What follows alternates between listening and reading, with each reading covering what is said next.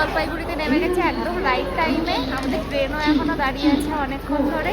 এরপর আমরা ট্যাক্সি ধরে মানে যে গাড়ি বুক করেছি ওই গাড়ি ধরে আমরা এবারে যাচ্ছি সোজা রা বাংলার উদ্দেশ্যে। আর ঘন্টুও খুব ভালো ঘুমিয়ে নিয়েছে, ও একদম ফুল ফ্রেশ হয়ে গেছে।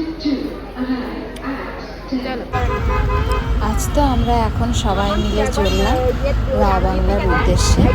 বাট আমাদের একটাই অসুবিধা যে আমাদের যেটা 4 ঘন্টার জার্নি, সেই জার্নিটা হয়ে গেল এখন প্রায় 8 ঘন্টার মতো।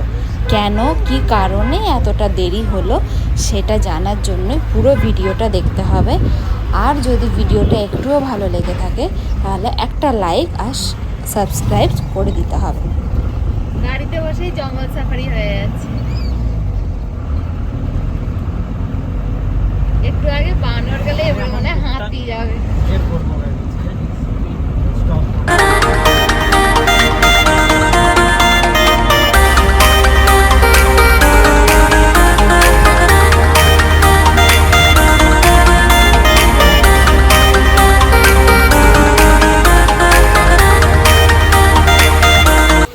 নর্থ বেঙ্গলে এসি আর মোমো খাবো না তা তো কখনো হতেই পারে না। সকালবেলাতেই একটা দোকান খুঁজে পেয়েছি যেখানে মোমোর হাঁড়ি দেখতে পেয়েছি, মানে স্টিম মোমো যে হয় তার ওই হাঁড়িগুলো দেখতে পেয়েছি। ব্যাস আমরা ওখান থেকেই নেমে এখন ভরপেট মোমো খাওয়া হচ্ছে, আর যেটা খেতে ছিল অসাধারণ।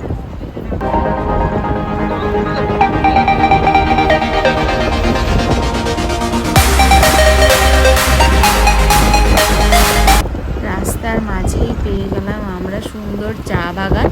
এটা অ্যাকচুয়ালি টেমিটি বাগানের ওপর দিয়েই যাচ্ছে, বাট আমরা টেমিটি বাগানে যেতে পারিনি যেহেতু আমাদের রুটটা ক্যান্সেল হয়েছে, সেই জন্যই। তো তার ওপর দিয়ে যখন যাচ্ছে পুরো চা বাগানের চাদরের ওপর দিয়ে যাচ্ছে, মানে এরকম চা বাগান তো সারিকে সারি দেখেই যাচ্ছি, চোখ যেন মানে এত শান্তি পাচ্ছে এত সবুজ দেখে। শহরে তো এত সবুজ দেখতে পাওয়া যায় না, আর পাহাড়ে এত সবুজ দেখে মনটা যেন পুরো মুগ্ধ হয়ে যাচ্ছে। তোমরা এই ভিডিওটা দেখে বলো, দেখে মনে হচ্ছে না যে সবুজ বিছানা চাদর পাতা আছে?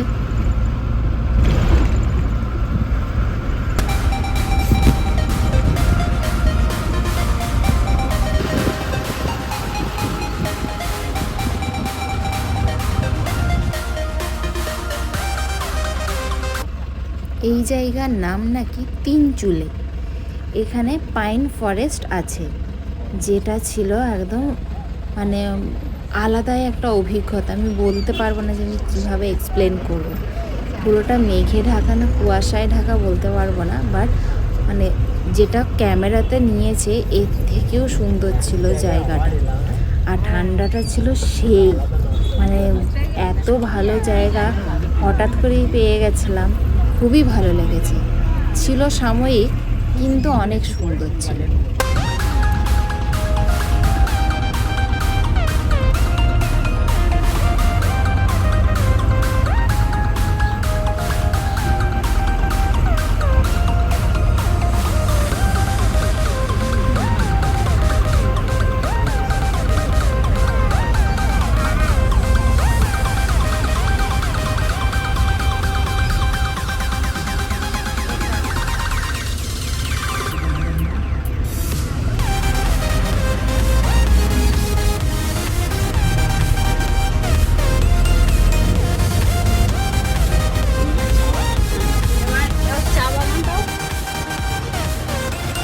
चलिए चलिए चल चलिए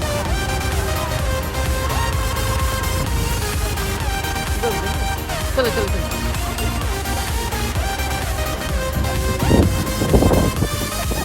তিনচুলে পেরিয়ে এই চা বাগান দেখতে গিয়েই আমাদের ড্রাইভার বলল যে গাড়ি আর স্টার্ট নিচ্ছে না।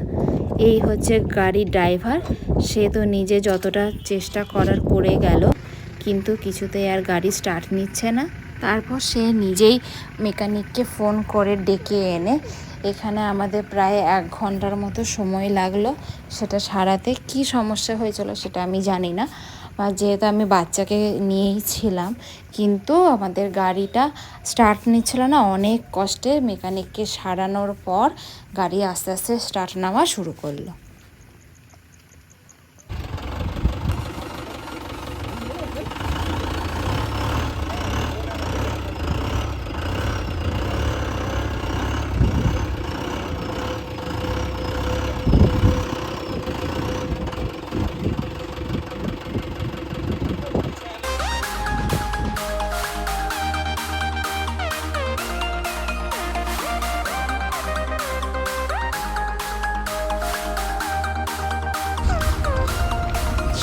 এইরকম বাজে রাস্তা দিয়ে 7 থেকে 8 ঘন্টা জার্নি আমার লাইফে তো এই ফার্স্ট টাইম।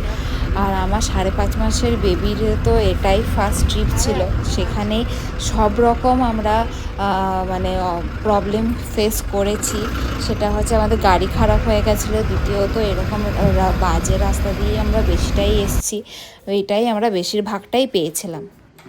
103 নম্বর রুমে আমাদেরকে দিয়েছে। সামনে হচ্ছে এরকম একটা বাথরুম, যেখানে গিজার, শাওয়ার, বড় বেসিন সবই আছে। সাথে আছে একটা এরকম আলমারি, টিভি, একটা সোফা। আমার ঘন্টু শুয়ে আছে বিছানার মধ্যে। আর ম্যাজিকটা হচ্ছে এখানে, এই যে বুদ্ধা টেম্পল। আমাদের এখান থেকে শুয়ে শুয়ে আমরা দেখতে পাবো। জানলাটা খুলছি না, বেশ ঠান্ডা আছে। একটু পরেই ইচ্ছা আছে যাব একটু ফ্রেশ হয়ে নি।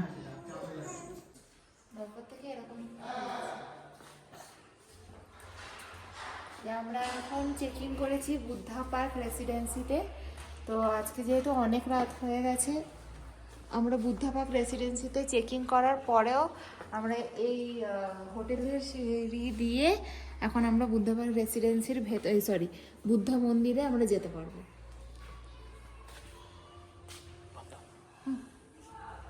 এটাই হচ্ছে মেন গেট, এই গেট দিয়েই সবাই ঢোকে। বাট আমরা যেহেতু বুদ্ধা পার্ক রেসিডেন্সিতে বুকিং নিয়েছি, ওখানেই আমাদের চেকিং, তো সেই জন্য আমরা এর ভেতরেই আছি। এটা আমাদের বন্ধ হয় 7টার সময়, বাট এখানে আমরা এনি টাইম আসতে পারি যেহেতু আমাদের এখানে চেকিং আছে।